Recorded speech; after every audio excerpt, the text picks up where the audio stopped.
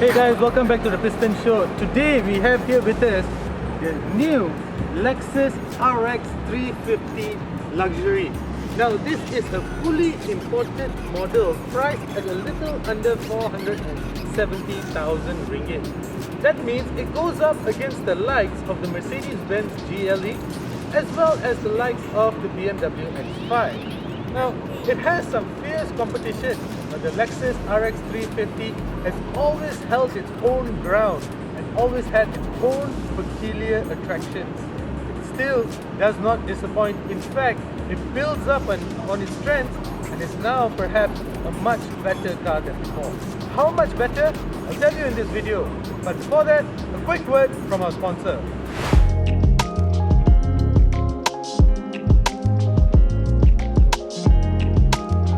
Hey guys, I'd just like to take you a couple of seconds to tell you about BH Petrol's Infinity RON 97 Euro 4M, because it's not like any other petrol out there, because it features advanced German additives that go into your engine, clean out deposits that have already formed from before, and if you continue using the Infinity RON 97 Euro 4M, you're basically ensuring that your engine continuously runs clean. So not only that, it also comes with an advanced friction modifier that goes in, reduces the friction of your engine, ensuring that you get maximum power and maximum fuel efficiency. Besides that, it also comes with 90% reduced sulfur. 90% guys! So what this does is, it makes sure that your engine runs clean and it's also great for the environment. So the next time you pour BH Petrol's Infinity RON 97 Euro 4M, know that you're making the right choice. Now let's start off this video by talking about the design as always. Now the design is an obvious evolution of the Lexus design language. Now if you follow Lexus continuously over the past 10 years or so, you will probably be familiar with the word spindle grille. That is what Lexus introduced for all of its models about 10 years ago. Right now, we still use that spindle language, but instead of using spindle grille, right now it's known as spindle body. Why? Because previously, the spindle grille was accentuated with chrome strips around the exterior, around the front grille. But right now, it's very obvious that the grille simply merges into the body to create the illusion that is one big piece of front end over here. However, it's still very different, but the word spindle grille is still there, and if you look closely, it still has that spindle grille front end that made its debut on Lexus cars 10 years ago. Now, the car, the Lexus RX350, is bigger, but before I get to that, I want to show you this part. Look at how vertical the grille is. From the side, well, you get these gorgeous 21-inch wheels. Now these are not your acoustic wheels that Lexus is known to be using, especially in its models like the LS and the LM. Now these are your regular wheels, they're not acoustic wheels. The acoustic wheels are insane because they are actually hollow inside and they absorb vibrations and sound to keep the interior quiet. The interior is still quiet for the RX350 even without using those acoustic wheels. And if you come here, the car actually sits higher, but yet it has a 15mm lower ride height. Now the car is actually, the wheelbase of the car is unchanged, but the back wheel has been pushed backwards by 60mm, and you'll notice this square overhang that is shorter right now for the latest generation, the 5th generation Lexus RX350. What this results in is a longer wheelbase, yet gives you slightly more legroom inside and more storage space in the boot as well. But it's not all just show. The design of the new 5th generation RX350 is actually a functional one as well. Now, such as this aerodynamic slit over here. Now, it's just not there just for show. In fact, it channels air around the car and works to pull the brakes as well. there are other aerodynamic touches that are really cool, such as this tiny little thing over here. Now you might think that this is just nothing, but it works to channel air away from the car to reduce dirty air around the back of the car. Now this works to actually improve the sound deadening of the cabin, so this results in a quieter cabin. Now the good looks extend towards the back of the car as well. Now the back is utterly dominated by the single LED strip over here, which we first saw in the Lexus NX. This made its debut in the NX. It's still very good looking, but the one on the Lexus NX is double stacked, where else this is a single LED strip. Now they no longer get the Lexus L logo. In fact, you get this latest generation Lexus emblem spelled out at the back of the car. Now, you might also notice that there are no tailpipes. That doesn't make it an EV, but tailpipes are hidden underneath the car. So what this results in is a very neat exterior. Since we are at the back here, let me just show you the boot.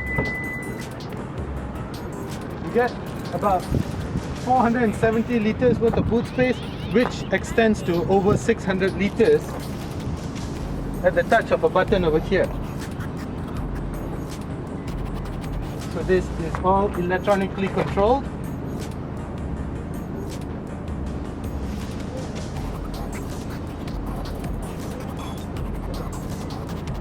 And it's operatable at the touch of a button, which is the way it actually should be. So Lexus says that this will accommodate over up to 4 golf bags, and it's easy to believe them. And putting the seats back is still a one-touch operation, so you don't really have to be standing there with your finger pressing the button. And it just goes back to exactly the same position. Of course, premiumness and luxury goes hand in hand with Lexus, but it doesn't only cover the interior. There's small design touches around the exterior that actually lend to the luxury and premiumness touch as well, such as this chrome strip that extends throughout the length of the car. It starts off small and ends off big over here, and then just accentuates this glass panel over here.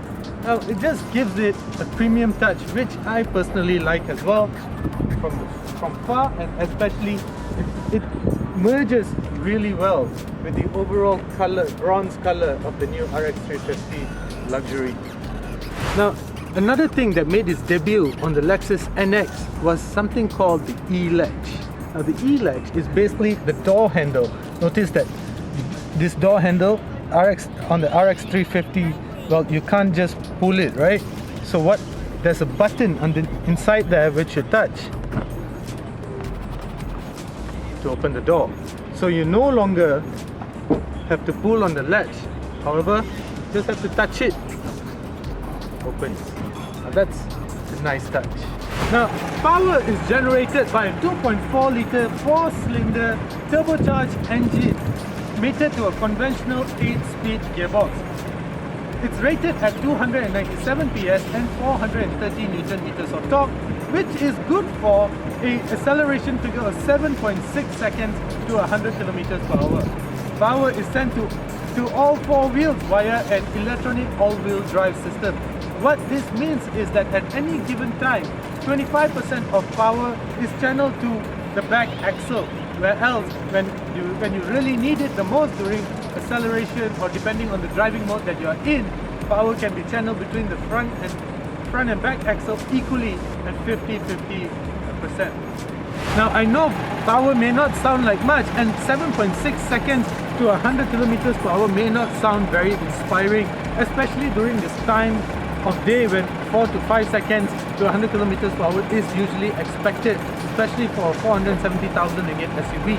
But keep in mind that this is the RX350 Luxury. The RX350 F Sport though may be able to offer better acceleration if and when the model is offered clear vision. But keep in mind again that the luxury model is all about comfort and luxury, basically. So one of the things that I want to show you, which I think is really cool about any Lexus model, is the fact that it has 3 latches. Now what this 3 latches means is that it reduces vibration, it reduces noise, and this means that there are lesser vibrations and there's lesser noise that intrudes back into the cabin, giving you a better, a more premium drive. Now the interior, well, at first glance it may not look like much, because again, this model is actually called the RX350 Luxury. So you expect the interior to have luxurious touches. It does actually. This black ash wood, well, even though it's actually wood trimming, but because it's black, so it kind of just, you know, doesn't do much to inspire. If it was of a lighter color, perhaps that would make it feel a little bit more premium as well. But again, it's made of wood, so yeah. You also get this 14-inch touchscreen panel over here, which is gargantuan to say the least, and it gives you access to basically every single control that you would want, except for air conditioning temperature control, which is still using this dial over here. A nice touch, but you still need to refer or touch the screen to change the air conditioning settings, the blower settings at least. Everything else though is still within this system. You get an electronic gear shifter as well, and there's basically not much else going on over here besides your traction control, your auto on off, and basically hill descent control, electronic parking brake, and your hold function as well. You also get driving modes, but to change your driving modes you actually have to refer into this touchscreen, and yeah.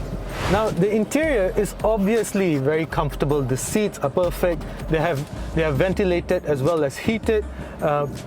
You may be wondering why we need the heater function in Malaysia, but this is an imported model, so hence why it comes with the heater function as well.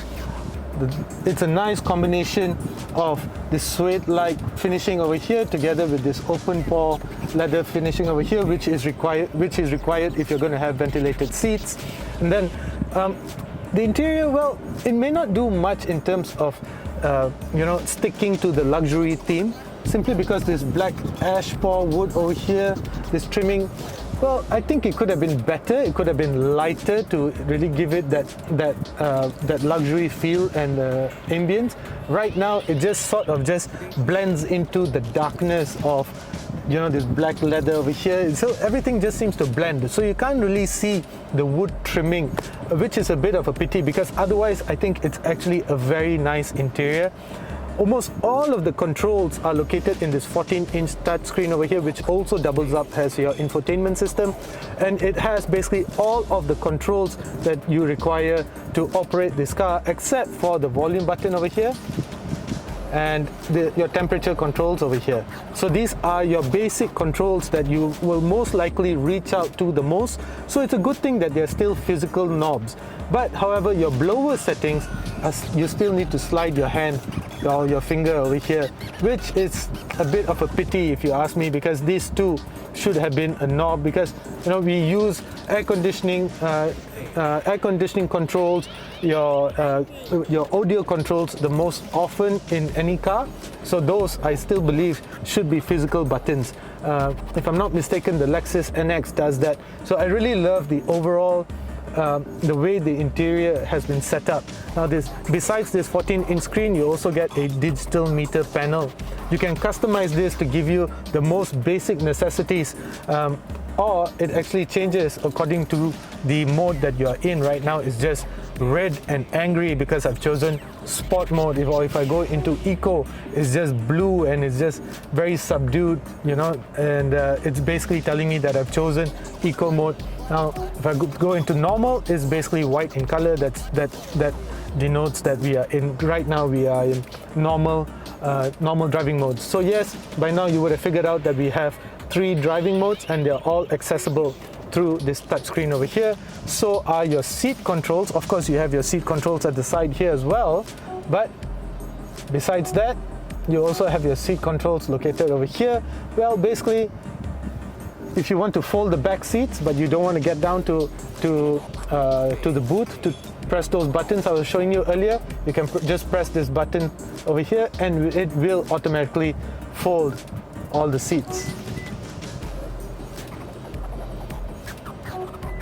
I can just cancel it and I can press raise all. So all the seats are actually back in place. Now this is a very cool feature. It also comes with wireless Apple CarPlay and Android Auto, and you also get a 12-speaker Lexus premium sound system that is provided by Panasonic. Now, you don't get a regular conventional gear shifter, but rather you get an electronic gear shifter. You basically have to pull this to the right and go down for drive, or do that for neutral, or go this way topwards for reverse, or simply press M. And you also get your auto start stop system here, hill descent control, traction control, and this is, I think, a drive mode selector or something like that. It doesn't do anything at the moment. I'll try it out later. You get your whole function and electronic parking brake.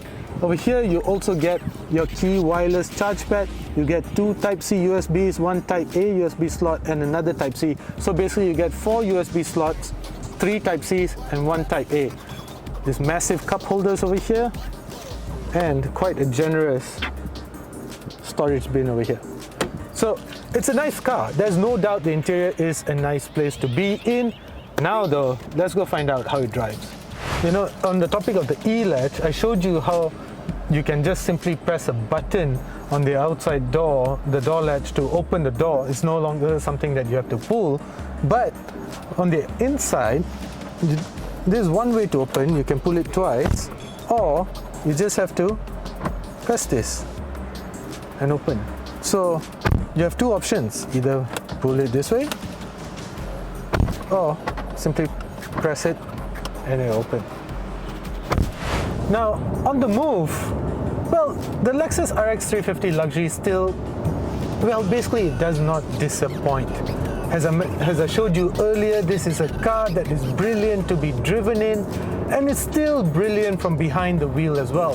This is, after all, a car that is meant for comfort and luxury, and at a 470,000 ringgit price range, it does it brilliantly well. And right now I'm in eco mode, and yet, you know, one of the characteristics of the eco mode is that it lowers down air conditioning, you know, it just softens up the car. But yet it's 37 degrees Celsius outside. It's insane. It's insanely hot, and yet the aircon works beautifully. You know, I'm glad for ventilation seats. These are one of the best technologies, best inventions that any engineer has ever came up for any car. And besides that though, I think the 2.4 litre turbocharged power plant producing 297 PS and 430 Newton meters of torque is just nice for the highway speeds, for Malaysian highways, where you don't really get to go anywhere fast because some idiot is just going to get in your lane, right? So, but having said that, I do wish that selecting the drive mode was easier rather than me having to go through that, all those systems, those layers of software to change from eco to normal, unless this button does it. No, this button doesn't do it either.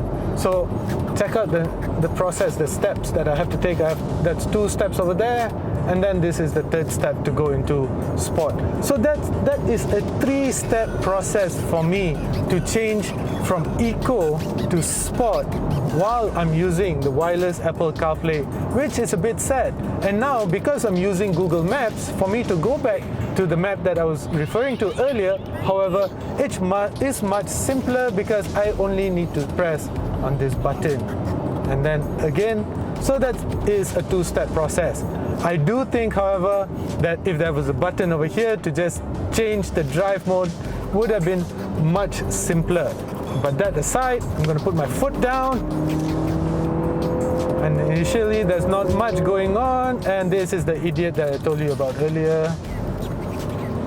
But yes, anyway, the 8-speed conventional automatic gearbox uses a regular torque converter, and that just means that it's not very compliant. It doesn't downshift as soon as you ask of it. So, but then again, this is not a car that is made for performance. This is a car made to cocoon you in comfort. Now, we are on the NKVE highway right now, and one thing that I really like about Lexus interiors is how quiet it can be. Now, this uses active sound cancellation or noise cancellation or something like that. And what this does, it emits a noise cancellation frequency from the onboard speakers.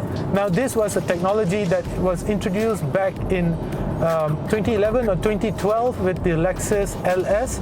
I actually experienced this firsthand during a prototype drive of the Lexus LS, I think back in San Francisco or somewhere in California back then in 2012, and it just blew my mind. It's still blowing my mind today, but now though it has been further enhanced because the windscreen and the front glass is actually thicker than the ones at the back. So this too ensures that there's very little of the outside world that comes back into the cabin. Now, I cannot emphasize enough how quiet it is outside here. A bloody Harley Davidson just passed by us and you didn't even hear it. So that's just what this car is designed to do. Now, in terms of driving feel, well, the new RX350 luxury model shares its underpinning with the Lexus NX. It's called the TNGA-K platform, and it's also the same platform that underpins the likes of the Toyota Camry as well as the Toyota Harrier. Now, that's just not all, but it's also been stiffened. It uses more cross members to give it a stiffer ride, and because it uses adaptive suspension, now I'm in sport mode, I feel more in control over the car. The accelerator pedal, well, it responds to the slightest input, and even though the steering wheel is not as connected as I would like it to be, but again, I would go back to the point that this is not a sports SUV.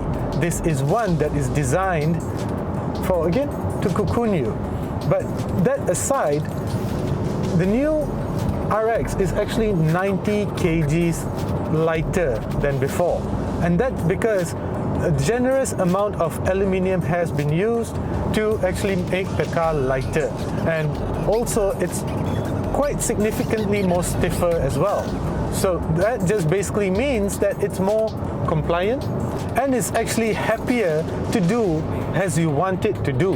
Like, obviously traffic is a little bit heavy right now. We are still on the NKVE highway, so I cannot really show you what it can actually do in terms of performance, but this is, after all, a first impression, so I would demonstrate that once we get this car for a longer review.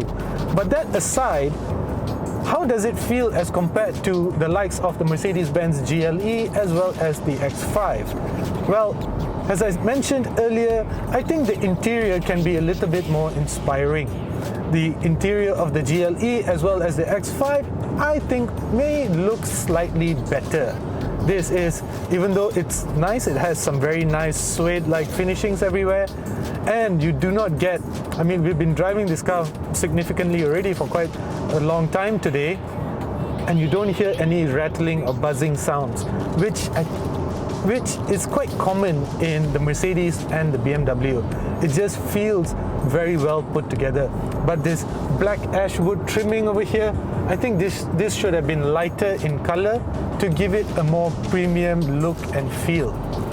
Other than that though, there are absolutely no complaints. It's just a very nice car to drive, and even though I'm in sport mode right now, the adaptive suspension is doing a brilliant job at just soaking up stuff. It's still hopping and skipping over the ruts and inundations on the road. It's still doing that, but at the same time, it's giving me a very plush ride. It's just slightly, just floating over the dips rather than hopping over them like what most cars do over bad roads. Now, the Lexus RX has not only always been a car that is nice to drive, it's actually always been a nice car to be driven in as well, either with a driver or as a family member with your father or brother driving the car. I mean, let me just demonstrate this. Look at the amount of space that I have. Not only that, I can actually extend the amount of space that I want in case I want to be driven in by my driver. So it has that functionality, and it just makes it a practical car for almost all purposes. Comfort is actually the name of the game for Lexus in almost every car that they make. I mean, there are certain things that define the luxury and the comfort that Lexus has to offer. Now, the latest 5th generation RX it may look like it's the same size, but actually it's quite significantly larger when you start looking at the numbers. Now, the wheelbase may be the same, but the back wheels have been pushed back towards the back overhang by 60 millimeters. This results in a shorter overhang towards the back, and that gives you slightly more legroom inside as well as storage space. I mean, I demonstrated the amount of legroom that I have earlier, and besides that, I also get the Type-C USB slot, I get seat ventilation as well as heaters, and I get my own air conditioning temperature settings as well. But besides that, there's actually a lot more going on behind the scenes, such as the fact that the back doors have stiffening foams. So there's foams that have been inserted into the back door, which basically dampens vibrations before they are transferred back into the cabin, and basically also results in a quieter interior.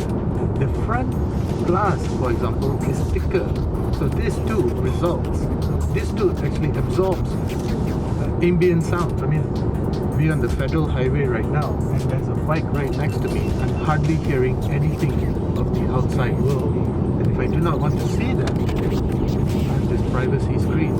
So it may be manual, but hey, at least it's there. And for those that are claustrophobic, have this very small third window at the back here that lets in more light.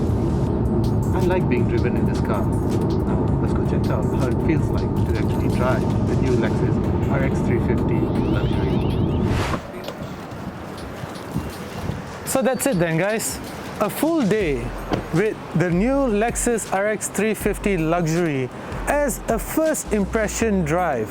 Now, at 470,000 ringgit, it's definitely not cheap. The Lexus RX has never been a very cheap car, but this is, after all, a brand new unit purchased from Lexus Malaysia. Now, this is a car that is made in Japan, and hence why the way our Malaysian taxes have been structured is that we heavily tax imported cars, and that's why, unfortunately, the price of the new Lexus RX350 Luxury is as such. Now, of course, you can get this outside for under parallel importers for perhaps a little bit cheaper, but that will deny you the opportunity to have your car serviced by an official outlet, which is, after all, one of the great things about owning a Lexus, because you want to be in a nice Lexus showroom when you want to service your car, and not just at any dingy outlet. But other than that though, it's still a very nice car as compared to the Mercedes-Benz GLE and the BMW X5. It's a car designed for comfort. Of course, it doesn't do the sporting element as well as the others, but it definitely does the comfort better than GLE or the X5. Thank you for watching. I'm Kashi Dylan. Do consider subscribing.